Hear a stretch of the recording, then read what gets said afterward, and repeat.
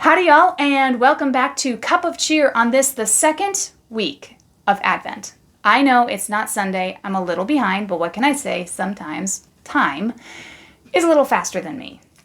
But I wanted to talk to you today about something that's been on my heart ever since I went to the Christmas tree lighting event on our church's property this weekend. See, this is the second time that they've done it, to my knowledge, and both times they've had kind of a petting zoo type thing where you can pet the animals from just outside the pen.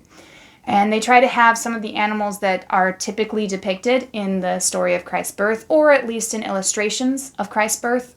So they've had anything from cows and goats and sheep and donkeys or mules. I have a hard time distinguishing which is which, so I might use that term interchangeably throughout this video. I know that the same farm also rents out their camels to another local event, but they don't have that there. All I will say is that this particular one has had donkeys or mules, cows and sheep and goats. And what's interesting is last year this didn't really become quite so obvious to me as it felt this year, but I think that's because it was better lit this year. So here's what happened. I went to go and pet the animals in their little petting zoo area, and even though they had live music and the Christmas tree lighting had just happened, and so there was a little bit of sensory overload, I still was very focused on these animals and the fact that these are, in a way, the same animals that were there or near there when Christ was born. And while I was thinking about this, I went to pet Mocha. I'll call her a mule, so I apologize if I have the wrong one, but I'm trying to M. I went to pet Mocha, and I noticed the dusts that kind of came off. It's kind of a chalky experience, and I've had that experience with animals before, and I have in the past thought that that just meant that they were dirty. You know, they live in a barn. Why not? Many of them. I don't know if Mocha lives in a barn, but typically the ones that I experienced that with did. And so I always imagined that that meant that they were just dirty, which comes with barn life. But in the last few years, I've learned something interesting. And that is that some animals, particularly and most specifically ones that are found historically and natively to desert areas or near desert areas, God put this interesting feature in most of them, and that is their skin does not tolerate, and sometimes their fur does not tolerate bathing with water.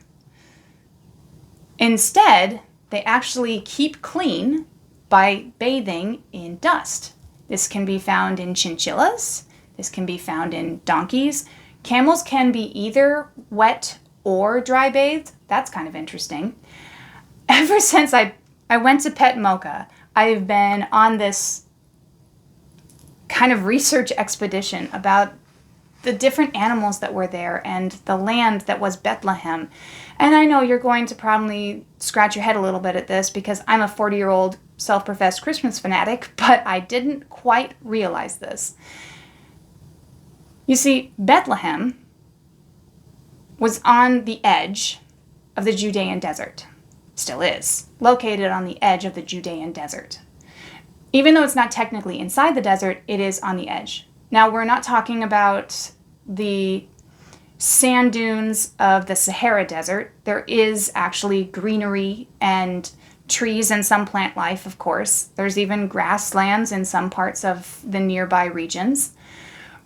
But it is so close to the desert that many of these animals are desert animals. And honestly, if you're that close to the desert, I'm pretty sure that it would not have been the most fun experience. Now, let me clarify that. It really struck me when I realized how close they were to the desert, what they might have gone through, because I don't live too far away from a desert in the western areas. And one thing I know about deserts is that in any given day, and no matter what season we're talking about, in any given day, The morning can be excruciatingly hot, and the evenings can be frigid cold. So I'm imagining the travel to Bethlehem so much more difficult than I originally ever did. And then I'm looking at their story in the manger, and not only did they have the hay, but most of these animals are desert type animals whose way to clean themselves is dust. So Christ was born from Mary in a manger filled with animals that not only were probably sitting in or around hay, but were also quite dusty for good reasons. This is like the opposite of a sterile hospital environment to be born into. God incarnate came to be born in Bethlehem. Not only lowly, but not the most ideal circumstances either.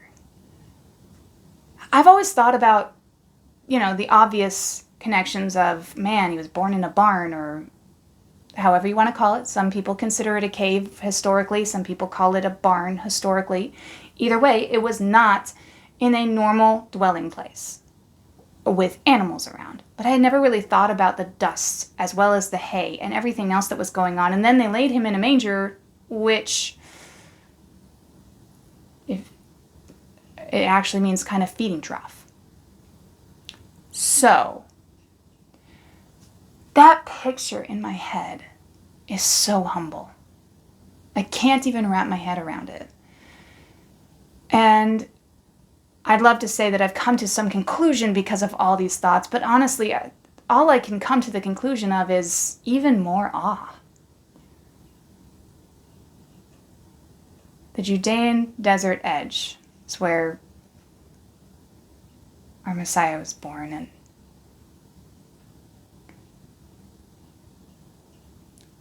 I just am so fascinated and awestruck the more I see of the picture of it. And I just wanted to share that with you today. I don't know what the theme this was this Sunday for Advent. Our church didn't do the theme, so I don't know. But the theme on my heart this weekend was the picture of Christ's birth. His delivery room is anything but ideal, or was anything but ideal.